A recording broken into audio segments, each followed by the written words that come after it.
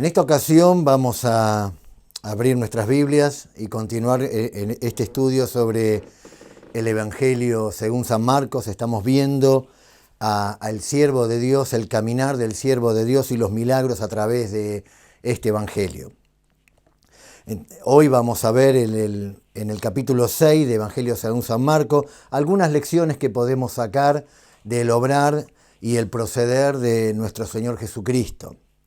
Todos conocemos que el Evangelio de Marcos presenta al Señor Jesucristo como el siervo, no cualquier siervo, el siervo obediente. Cada evangelio lo presenta de una manera distinta. Mateo lo presenta como rey, Marcos como el siervo, Lucas como hombre y justamente Juan lo presenta como el Hijo de Dios. Claramente el Hijo de Dios. El auditorio al cual está dirigido cada uno es muy diferente.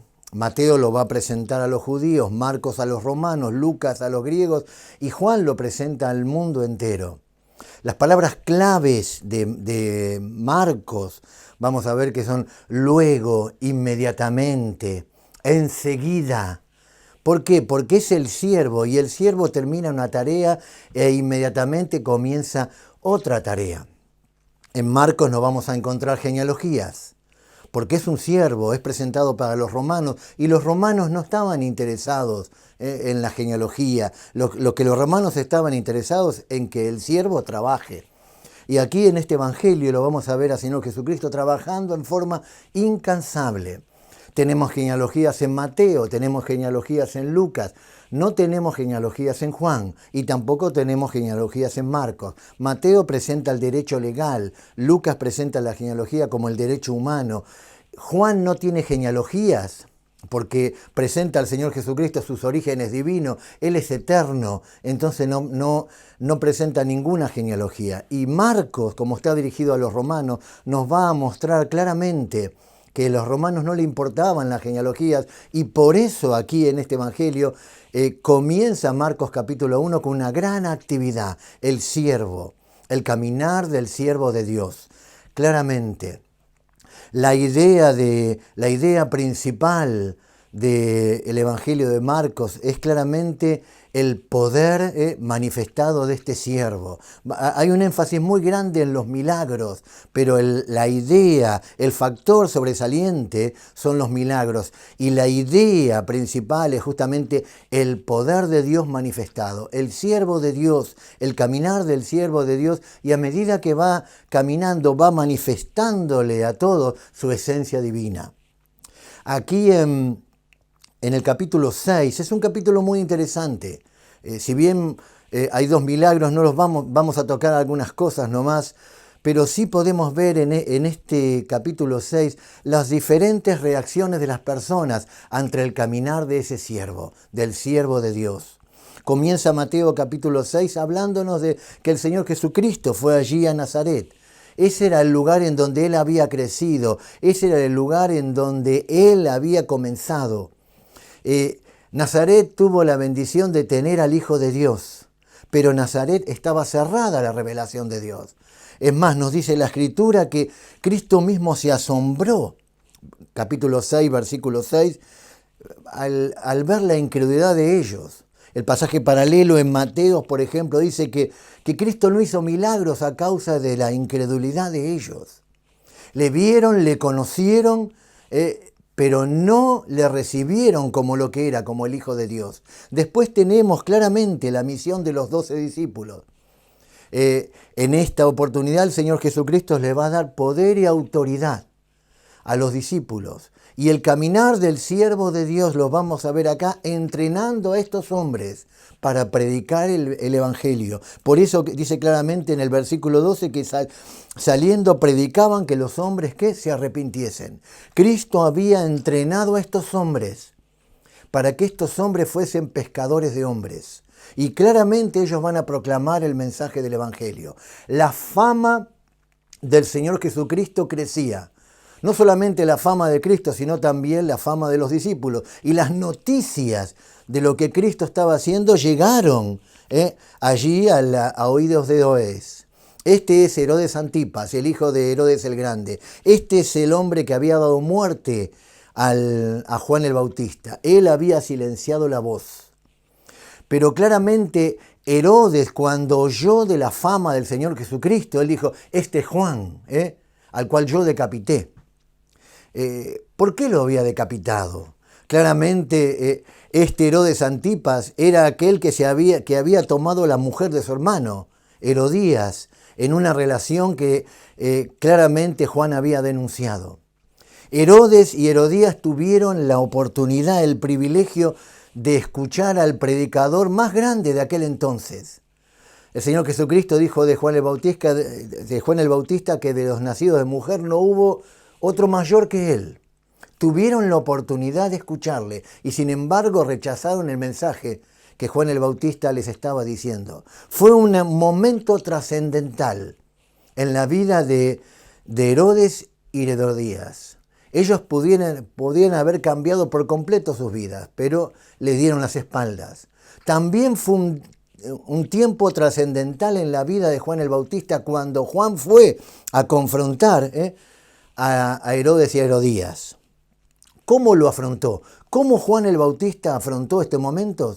Con la misma fuerza, con la misma intensidad, con la misma pasión que lo había hecho durante todo su ministerio.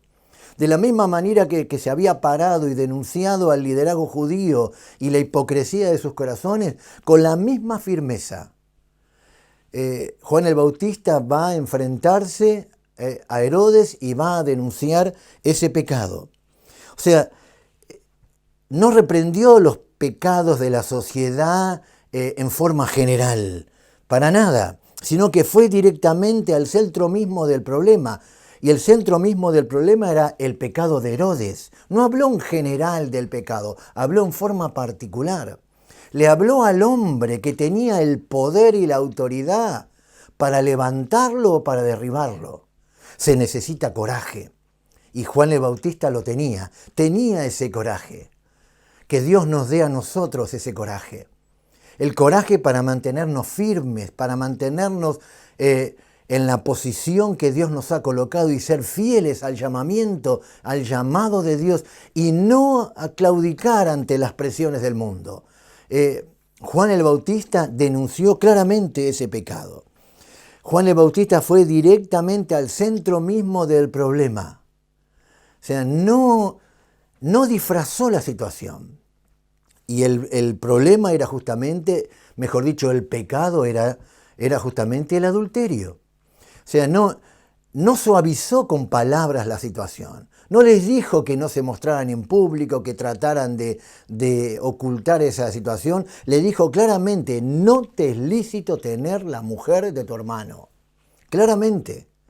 Y cuando Herodes escuchó eso, claramente dictaminó ahí la muerte de Juan el Bautista. Quería silenciar a este hombre que lo había confrontado. Yo pienso que Herodes a su alrededor tuvo un montón de personas. Y esas personas generalmente le dijeron lo que Herodes quería escuchar. Porque esas personas estaban alrededor de Herodes por la conveniencia, porque les convenía. Y por primera vez en su vida, Herodes tuvo la oportunidad de tener una persona que lo miraba a los ojos y le decía la verdad. Y él, en lugar de escuchar la verdad, le dio las espaldas a la revelación de Dios. Nos cuenta la historia bíblica que en una oportunidad, en una fiesta, completamente embriagado, Herodes, sentado allí con otras personas, la hija de Herodías danzó delante de él y él le prometió la mitad de su reino. Y por consejo de Herodías, esta joven le dijo a Herodes, no quiero la mitad del reino, quiero la cabeza de Juan el Bautista. Y nos dice la Escritura, versículo 26, que el rey se entristeció mucho, pero a causa del juramento, y fíjense, y de los que estaban con él a la mesa, no quiso desecharla. Cada uno de nosotros nos rodeamos de personas que son nuestros amigos. ¿Y esos amigos nos van a ayudar a realizarnos o nos van a derribar por completo? Claramente, algunas personas que están con algunas personas con las cuales nosotros estamos alrededor, que son nuestros amigos, con esas personas, al estar con ellas, se hace más fácil la vida. Nos ayudan, nos animan, nos estimulan. pero también podemos cometer la equivocación y el grave error de tener a nuestro lado personas con los cuales vivir una vida santa, vivir una vida justa, sea algo completamente difícil. Herodes silenció la voz de Dios. Más adelante, en la finalización del ministerio del Señor Jesucristo, Pilato lo va a enviar al Señor Jesucristo de alguna manera para sacar la presión que tenía encima, porque los líderes judíos le estaban demandando que lo crucifica al Señor Jesucristo. Lo remitió a Herodes, pero el Señor Jesucristo no le habló a Herodes. ¿Por qué Cristo no le habló? Porque era una oportunidad para presentarle a Herodes claramente el camino, pero no le habló porque Herodes había silenciado la voz de Juan el Bautista. La condenación de Herodes ya estaba dictaminada. Después de la misión de los 12, los discípulos vuelven y se encuentran con el Señor Jesucristo. Y fíjense que el caminar del siervo de Dios sabía que sus discípulos necesitaban un tiempo de descanso. Y allí en el versículo 30 dice: entonces los apóstoles se juntaron con Jesús y le contaron todo lo que habían hecho y lo que habían enseñado. Y él les dijo: venid vosotros aparte a un lugar desierto y descansad un poco, porque eran muchos los que iban y venían, de manera que ni aún tenían tiempo para comer. El siervo de Dios el caminar del siervo estaba influenciando en aquellos que eran sus discípulos, y sus discípulos estaban imitando el proceder de su maestro. Pero el Señor Jesucristo sabía que estos hombres necesitaban descansar y tomó una barca y se fue para el otro lado del mar de Galilea. Pero allí, en ese lugar, tenemos uno de los milagros más espectaculares que cuentan justamente los 4 evangelios: la alimentación de los 5.000. Y esta historia es muy conocida. El Señor Jesucristo va a desafiar a sus discípulos para ver qué es lo que ellos tenían en sus manos, y solamente había la ración de la comida de un niño, dice la Escritura, y con 5 panes y los peces, el Señor Jesucristo multiplicó la alimentación de manera tal que alcanzó justamente para toda la multitud que estaba allí. El caminar del siervo de Dios, mostrándole a los discípulos que lo poco en las manos de Dios es mucho cuando somos capaces de colocarlo y para que Dios haga la obra. Fíjense que el Señor Jesucristo multiplicó de manera tal que no solamente alcanzó, sino que sobró, dando claramente evidencia que era la manifestación del poder de Dios. El caminar del siervo de Dios nos enseña que nuestra vida puede ser poca, quizás puede ser algo pequeño delante de la vista de los hombres, pero cuando la colocamos en las manos de Dios, Dios es capaz de tomarla y utilizar nuestra vida para impactar la vida de un montón de personas. Pero luego de la alimentación de los 5.000, uno tiene que ubicarse cronológicamente en los pasajes paralelos y se va a dar cuenta que esta alimentación, en lugar de hacer que la multitud se saciase y se contentase, produjo todo lo contrario. Produjo una gran excitación. Una excitación de la multitud que llevó a la multitud a un entusiasmo enfervorizado, de manera tal que luego de que Cristo alimentó a la multitud con nada, el que de la nada los hizo a todos, puede alimentar a todos con nada. Y con nada alimentó a todos. La multitud, por Juan sabemos que lo proclamaron al Señor Jesucristo, que Él era el profeta. Esto es una cita de Deuteronomio capítulo 18, versículo 15. Es una cita de Moisés: profeta os levantará delante de vosotros, a él oiréis. Esta cita fue declarada por Pedro cuando estaba predicando allí en Hechos, y cuando estaba hablando sobre el Cristo resucitado, va a tomar la misma cita para referirse y decir que era una referencia al Señor Jesucristo. Los judíos consideraban que antes de la venida del Mesías iba a venir un profeta, pero en realidad Moisés estaba hablando de la faz profética del ministerio del Señor Jesucristo. Luego, no solamente lo declararon como que era el profeta, sino le quisieron hacer rey. Y nos dice la Escritura que entendiendo Jesús que le venían para ser rey, salió de la multitud. ¿Por qué? ¿Por qué le querían hacer rey? No lo estaban reconociendo como Mesías. Lo que estaban viendo era que si él había podido solucionar en tan poco tiempo el problema de los alimentos y con algo tan sencillo, en tan poco tiempo, bien que él podía solucionar el problema de la tan ansiada independencia de la nación de Israel. Recuerden que ellos estaban ahora bajo la opresión de los romanos.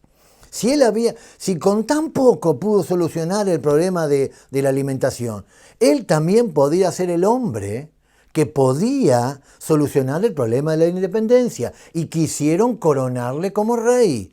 Esa era la intención de ellos, pero entendiendo Jesús, se apartó de ellos. Y ahí viene el relato de Marcos capítulo 6. Dice el versículo 45, enseguida, ¿se acuerdan? Luego, inmediatamente, enseguida.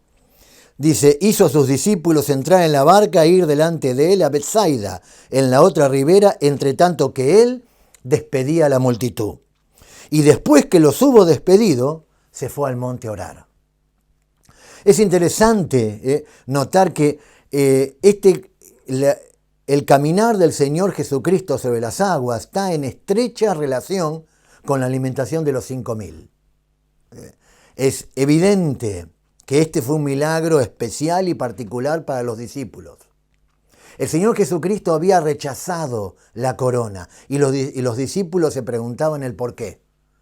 Claramente, ahora el Señor Jesucristo, entendiendo que lo iban a querer coronar, despide la multitud y Él se va al monte a orar.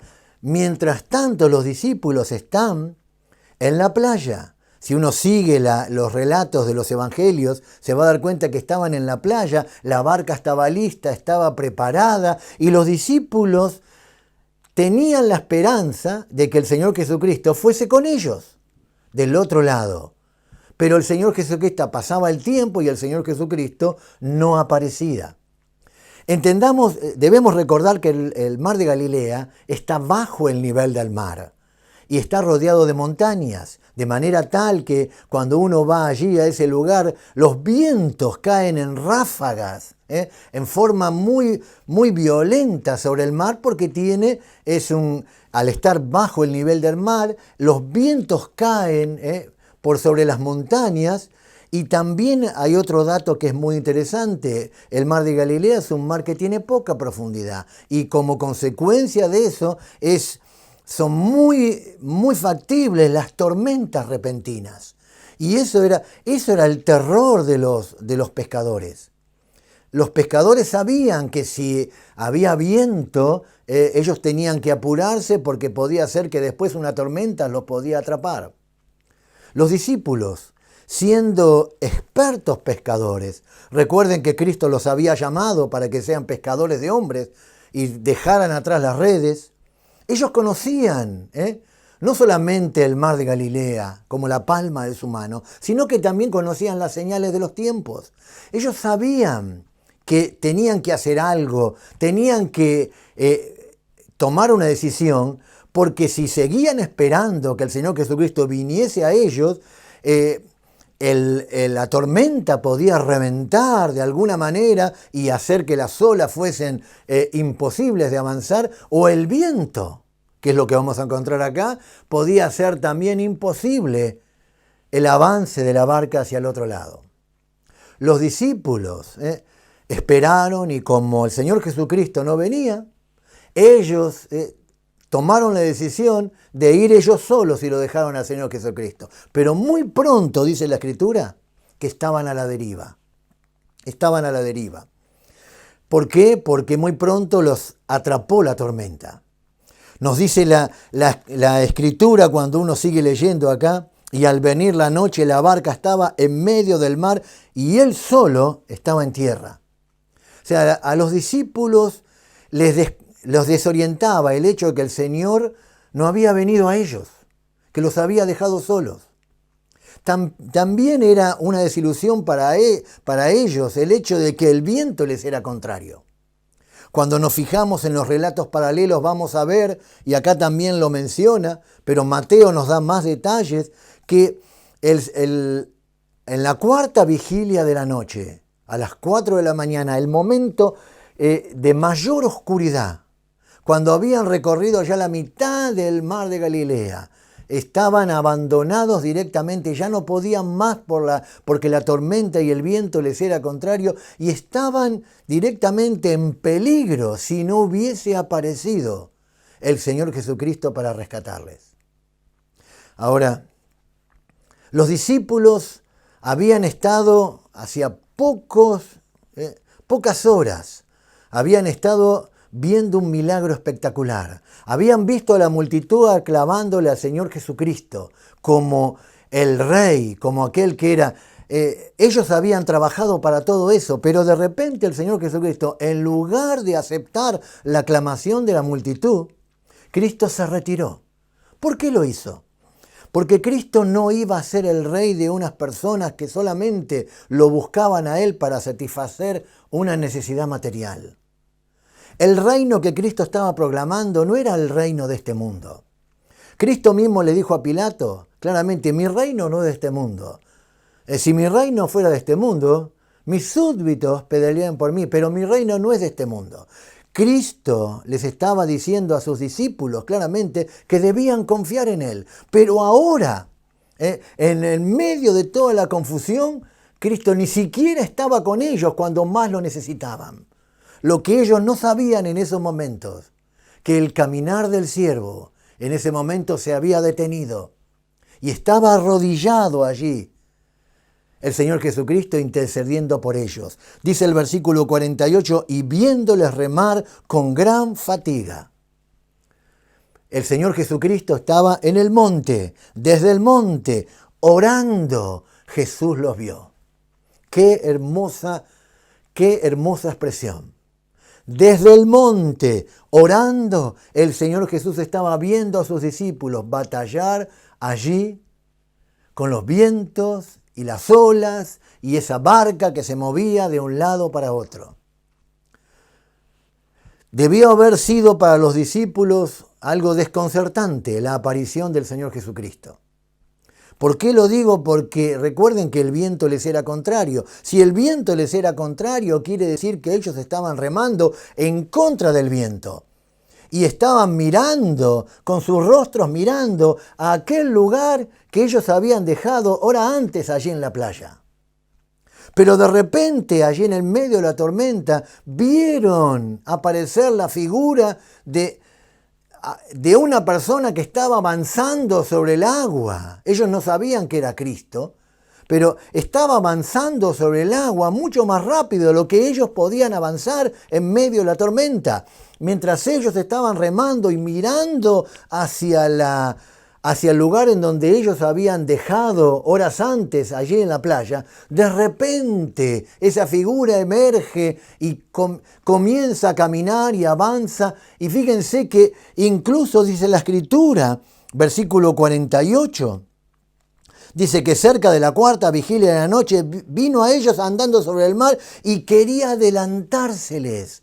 Cristo estaba caminando sobre el agua y parecería ser como que Él quería pasarles un poco. ¿Por qué quería hacerlo de esa manera? Porque Cristo quería que ellos se diesen cuenta y reconociesen su necesidad, su incapacidad, que necesitaban ayuda. Y de repente nos dice la Escritura claramente, versículo 50, pero todos le veían y se turbaron. Pero enseguida habló con ellos y les dijo, ten ánimo, yo soy, no temáis. Este es el segundo enseguida que encontramos en esta porción. El primero lo encontramos en el versículo 45. Enseguida hizo a sus discípulos entrar en la barca. Y ahora en el versículo 50 dice, pero enseguida habló con ellos y les dijo, no soy. Y el próximo lo encontramos en el versículo 54. Enseguida la gente le conoció. Los enseguida de Juan capítulo 6. Y en cada uno de ellos vemos el caminar del siervo de Dios. Los discípulos se dieron cuenta que ante ellos estaba un ser sobrenatural. Y aunque ellos no entendieron la razón por la cual Cristo había rechazado la corona, ahora estaban delante de un hombre que incluso podía dominar la propia naturaleza. Marcos no menciona reacciones de parte de sus discípulos, pero sí, indudablemente, este milagro que solamente fue para ellos, el caminar sobre las aguas, fue un milagro que luego sirvió para fortalecer la fe de sus discípulos, de manera tal que después vamos a ver las declaraciones de sus discípulos en los pasajes paralelos. Por ejemplo, Juan capítulo 6, luego del discurso del pan de vida, cuando toda la multitud se va, Cristo los mira a sus discípulos y les dice, ¿queréis acaso iros vosotros también? Y entonces Pedro, en nombre de los discípulos, le dice, Señor, ¿a quién iremos? Solo tú tienes palabra de vida eterna y nosotros hemos creído que tú eres el Cristo, el Hijo del Dios viviente. Es indudable que este milagro de caminar sobre las aguas de parte del Señor Jesucristo había fortalecido la fe de estos hombres. Quizás en la obra de Dios no vas a entender todo lo que va a suceder. Quizás hay momentos en nuestra vida de dudas, de interrogantes, pero Dios nos desafía a cada uno de nosotros a confiar. El siervo de Dios está caminando y Él está caminando a nuestro lado. Este cuadro que vemos aquí de este milagro en sí, y no me he detenido en sí en el milagro, pero sí podemos ver claramente que este es un cuadro claro de lo que el Señor Jesucristo está haciendo en el cielo hoy día por nosotros como iglesia. Cristo está allí en el cielo, intercediendo por nosotros. Mientras nosotros estamos acá en la tierra, batallando con las tormentas y los problemas de la vida. Parece que la venida de Cristo está distante, pero en la hora más oscura, fíjense que Cristo llegó a ellos en la hora más oscura, en la hora de mayor desesperación. Cristo va a venir a buscarnos a cada uno de nosotros y llevarnos al hogar celestial. Eso nos enseña en esta ocasión el caminar del siervo de Dios. Pero también esa es una enseñanza ministerial. Si hacemos la obra de Dios y estamos involucrados, va a haber tormentas, va a haber dificultades, pero el Señor está allí, intercediendo por nosotros. Pero hay una lección personal, y la aplicación personal la encontramos en el ejemplo del apóstol Pedro. Marcos no menciona nada, pero sí Mateo. El pasaje paralelo, allí en Mateo capítulo 14, versículo 22 al 27, dice claramente que Pedro al verle le dijo al Señor Jesucristo, si eres tú, manda que yo vaya a ti. Ahora Pedro nos da el desafío personal. Pedro pudo caminar sobre las aguas. ¿Por qué? Porque tuvo fe en la palabra de Dios. Cristo le dijo, ven, y Pedro se bajó y fue. La Escritura nos dice que la fe viene por el oír y el oír por la palabra de Dios. Pero tan pronto como Pedro se desvió sus ojos del Señor Jesucristo, comenzó a hundirse. O sea, lo que nos enseña este pasaje del caminar del siervo de Dios es que el siervo camina a nuestro lado y está en las pruebas, en las dificultades, pero el siervo quiere que nosotros aprendamos también a caminar y que aprendamos a confiar en Él. ¿Cuál es la manera de vencer los obstáculos? ¿Cuál es la manera, cuál es la forma de caminar sobre las aguas, de hacer lo imposible? La forma de hacerlo es ¿cómo? Abrazándonos a la palabra en primer lugar y en segundo lugar poniendo nuestros ojos en Cristo. Hebreos capítulo 12 nos dice, puesto los ojos en Jesús, el autor y consumador de la fe. Mis ojos en este día, no sé en qué lugar estás, no sé cuál es tu situación, pero sí te quiero decir, mi querido alumno y mi querido hermano en esta mañana, en este día que te aferres a la palabra de Dios, que ponga tus ojos en Jesús. Incluso aferrándonos a la palabra incluso poniendo nuestros ojos en Jesús. Hay momentos en nuestra vida que van a ser momentos difíciles y vamos a desmayar y nos vamos a hundir. Pero tan pronto como comenzamos a hundirnos, el siervo de Dios llega hasta nosotros, y con su mano nos sostiene. Si nos fijamos en los pasajes paralelos, dice claramente en Mateo capítulo 14, cuando se está hundiendo, entonces, es lo mismo que enseguida. Entonces el Señor Jesucristo lo tomó a Pedro. Qué bien preparado estaba Pedro para enseñarnos esta lección. Él, cuando ya era grande, él podía mirar hacia atrás y allí en 1 Pedro capítulo 5, versículo 17, dice, echando toda vuestra ansiedad sobre Él, porque Él tiene cuidado de vosotros. El caminar del siervo de Dios. Y cerrando este tiempo con la palabra de Dios, lo interesante a modo de conclusión es que los discípulos enfrentaron la tormenta no por desobedecer la palabra de Dios, sino por obedecerla. Porque fue el Señor Jesucristo quien los mandó con la barca del otro lado. Cristo sabía que se aproximaba la tormenta, pero deliberadamente el Señor Jesucristo los mandó allí en el medio de la tormenta. ¿Qué nos enseña esto en esta ocasión? Claramente nos enseña que si obedecemos a Dios, si obedecemos su palabra, si vivimos vidas fieles, si tratamos de agradar a Dios en lo que hacemos, va a haber tormentas. Va a haber tormentas. Porque el caminar del siervo de Dios no está exento de problemas, de dificultades, de tormentas.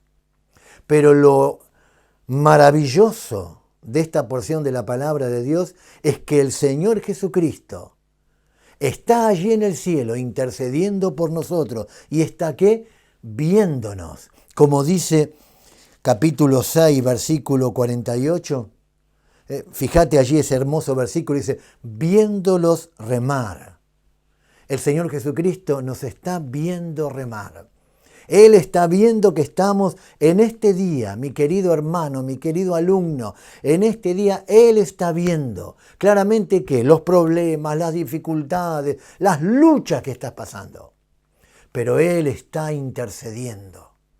Él está intercediendo por tu vida y por mi vida.